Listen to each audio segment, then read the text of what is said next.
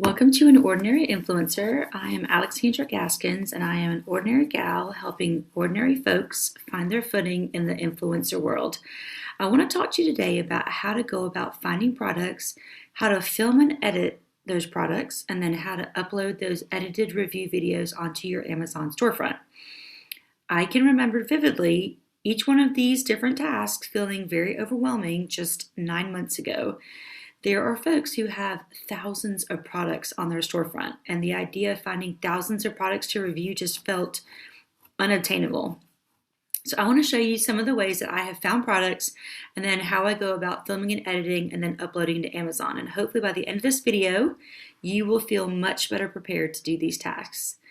The first thing I want to mention is how I find products to review.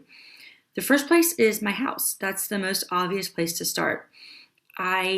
When I did my first videos, I went on Amazon and I pulled up my order history and I just perused pages and pages of order history and refreshed myself on items that I still had that I had bought directly from Amazon. Then I just went room by room in my house and systematically looked at every item in each room and videoed the items that were on Amazon. This took me several months, but by the end of the process, I had several hundred videos up on my storefront just from items that are in my own house. The next place I went was to the homes of family and friends.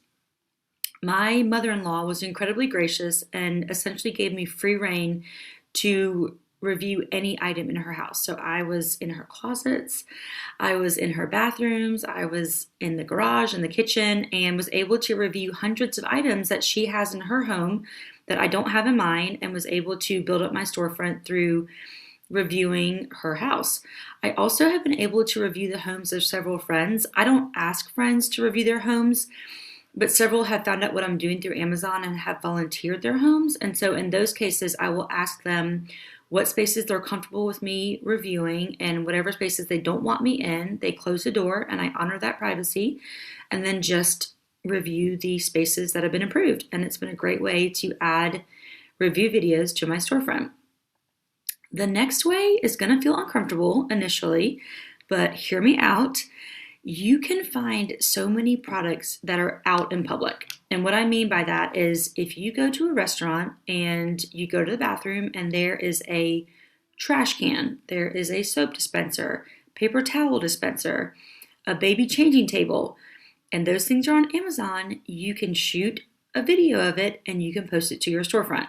So a lot of times what I will do in these situations is I will discreetly and respectfully, if appropriate, I will take 30 to 60 seconds of just raw footage that I'm going to take back to my house and I'm going to voice over and create a review video for. So I have reviewed products in doctors' waiting rooms. I have done it in the lobby of mechanics, of beauty salons. There are so many different items if you are just looking and intentional that you can discreetly review and put on your storefront. The next way is through Airbnbs, hotels, and bed and breakfasts. Airbnbs are wonderful because they are literally entire houses that you have at your disposal. And especially if they're newer Airbnbs that have just been set up, they are likely filled with products that have either been bought on Amazon or are sold on Amazon. And so whenever I have gone to Airbnbs since I started this program, I will do a full inventory of the house. I'm looking for cleaning supplies, vacuum cleaners, kitchen supplies, appliances, bedding, linens, all kinds of things that you would be surprised that are sold on Amazon. By way of a story, I was at an Airbnb this summer and they had an LED smart mirror. I had never seen anything like it. So I pulled out my cell phone, I opened the app. Amazon has an AI camera on their app. And so I took a picture of the mirror, and sure enough, the exact mirror was on Amazon. And so I was able to review it right there at my Airbnb and put it on my storefront. And I ended up selling quite a few of those mirrors and made a decent commission from a mirror I had never purchased myself. I only had access to for a couple of days at an Airbnb, and yet I was able to post a review video and make commission on it. Other ways that I have found items are through yard sales. So yard sales are great because you can get items that you want or need at a fraction of the cost. So if I go to a yard sale and I find something that I want to buy, I'll buy it, bring it home, and review it, and then I can use it. Even items you don't want or need, you can still buy, take it home, review it, and then you can sell it on Facebook Marketplace, and you can recoup your money, and yet now you have that item on your storefront to earn commission. Another way that I have created review videos and found items are through bartering my services. So this summer, I offered to house sit or pet sit for folks who would let me review approved spaces of their homes. And so I had several friends who took me up on the offer. And like I said before, if there were spaces they didn't want me to go in, they just closed the door and I respected their privacy. But I had access to a large part of their house to review items to post on my storefront. So that's been a great way. And then the last way is probably the most exciting way, and that is through creator connections and brand deals. Through creator connections, you can actually message companies and request a sample of a product. So you could send out hundreds of product requests. Are they all going to send you products? No, but some of them will. And so that's a great way to gain items to review and put on your storefront. Additionally, once you start building some momentum, you will have brands that reach out to you that want to send you items to review. And so I have received a GPS dog collar, I have received towel warmers, I've received jewelry, face serums, massagers, all kinds of things just because brands have reached out to me and want me to work with them in a collaboration. So those are some of the ways that I have found products. And right now I'm sitting at about 650 review videos. So it is possible to build up your storefront. What about filming those products? When I film, I try to keep editing in mind. My goal is to do the least amount of editing as possible. So if I can cut out turning my camera on, turning it off, whatever I need to do to minimize editing, I'm going to do it because I'm not good at editing. It takes a lot of my time. And so I try to film in a way that I have to do the least amount of editing, if any, to my review videos. You need to keep in mind, especially as you are aiming to build up your storefront, that best can be enemy of the good. So you're never going to have a perfect review video. There's always going to be areas you can nitpick and make better. If you have a good, solid review video, submit it and call it a day. You want to make sure that when you're filming your review videos that you are showcasing the product, not yourself, not your environment. You want the product to be the star of the show. So you want to show all the angles, you want to demonstrate how it can be used, and you want to make sure that you are showing the product in all of its glory, that you are answering any questions that the viewer may have so they're not going to anyone else's video to get that information and then you lose the commission. Actual footage versus raw footage. What I mean by that is actual footage is when you film and record your voice at the same time. Raw footage is when you just do B-roll and then you're going to go back and add in your voice on top of the raw footage. If I have a choice, I'm always going to choose actual footage because I want to minimize the editing. So for me, because I'm not that tech savvy, I prefer to try to do a real actual video as opposed to going in and having to edit raw footage.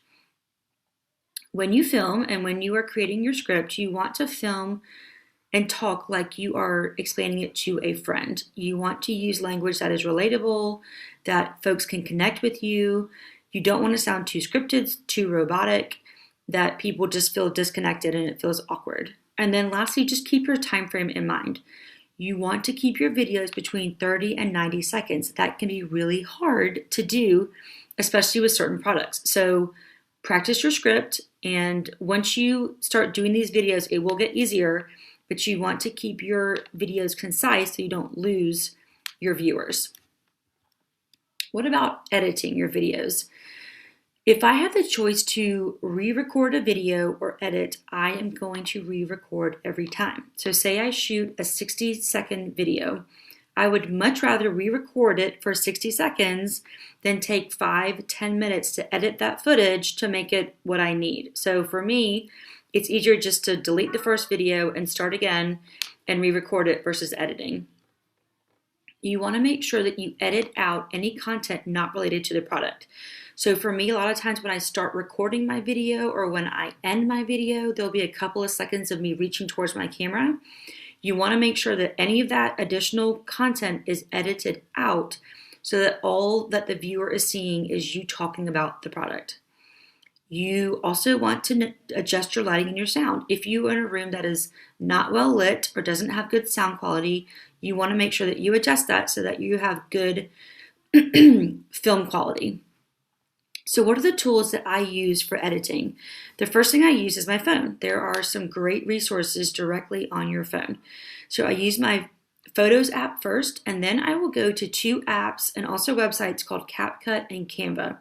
And what I want to do now is I want to show you the actual process of me finding an item, seeing if it's on Amazon, reading the description, shooting the raw footage, filming, editing, and uploading. So this is the actual process that I would go through if I were wanting to do all those steps. So bear with me. So the first thing I'm going to do is I'm going to open up my Amazon app. And at the top of the Amazon app is the search bar. And you'll see this AI camera that you can take a picture of the product, and then it will pull up whether that product is on Amazon. If it is, it'll take you directly to the product page. So this product is on Amazon. I'm going to scroll down to the description section. This is where the brand or the company has given all of the qualities, all of the description of this item. So I'm going to read this section thoroughly, and I'm going to take either mental notes or physical notes to start building a script. I'm going to scroll down to the specifications, which is going to give me more information. It's going to tell me the size, the material, all good things to add to your review video. And then I'm going to look at the videos. These are all influencer videos. These are folks who are doing exactly what you're going to do. And so you can take notes from what they have done and see what maybe they're missing. Then you're going to scroll up and you're going to add the item to your cart. That's a really important step. So once you add the item to your to your cart, then you are ready to actually take footage of the item. So in this case, I am reviewing a game called Buildsy. So I want to take footage of the outside of the product, the packaging. What does it look like? What is the size in relation to my hand? I want people to have an understanding of what their product looks like, feels like.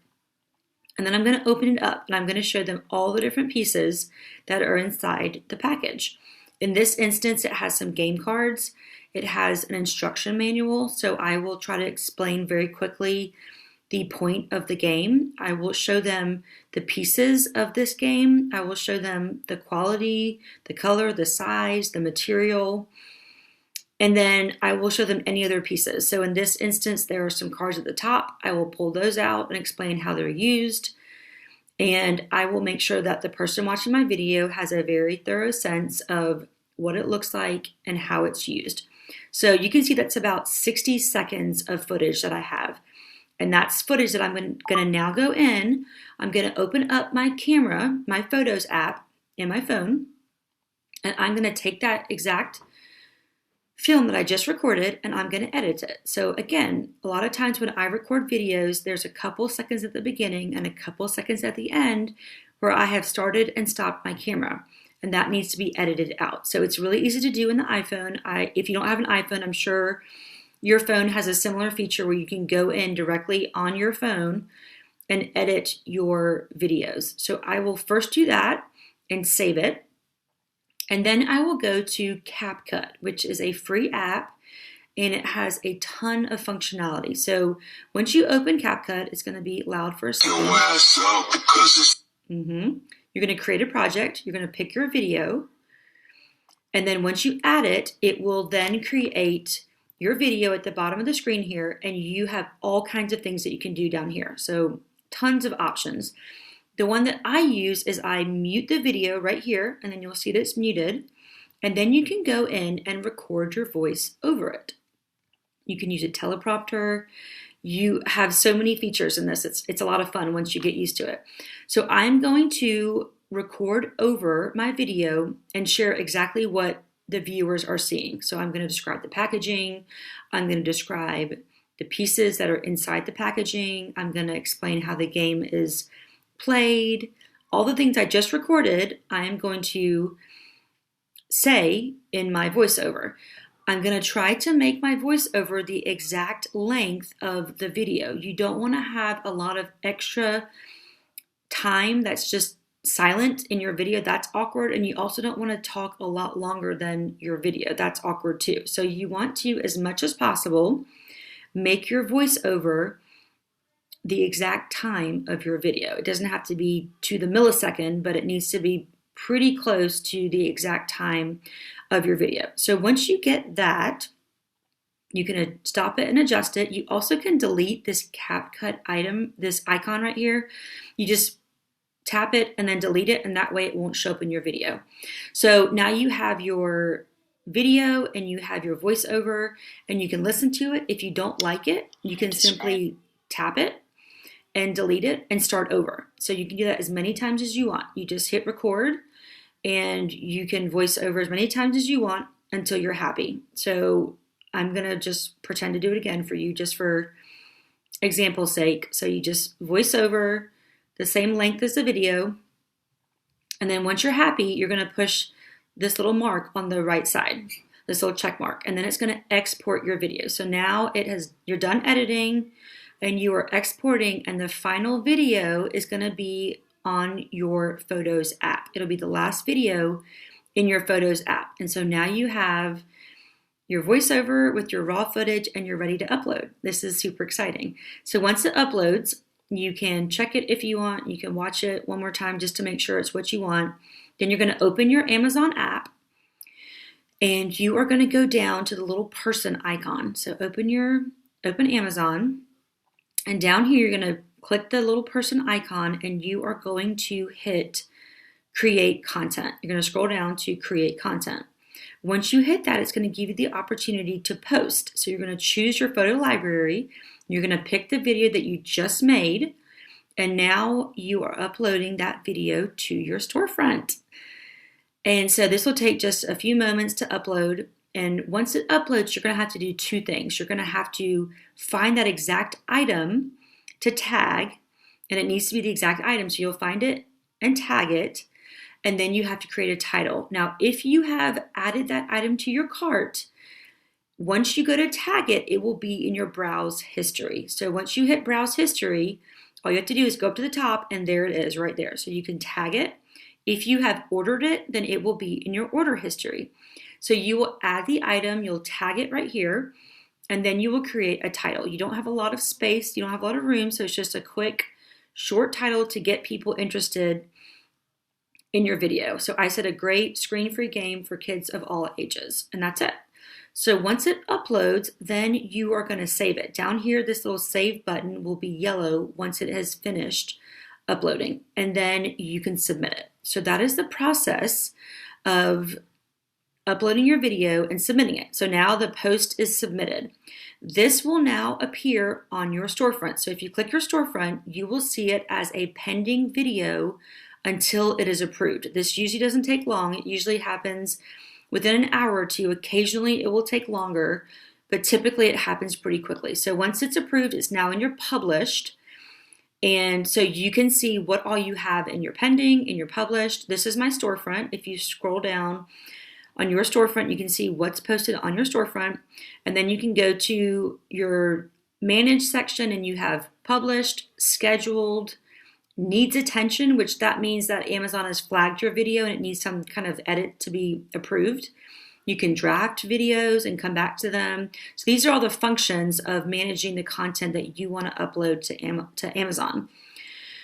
Hopefully this has been helpful for you. Again, I remember how foreign all of this felt when I was just starting out.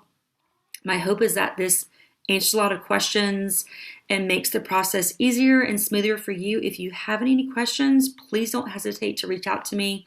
I love answering your questions and I'm happy to help in any way I can. So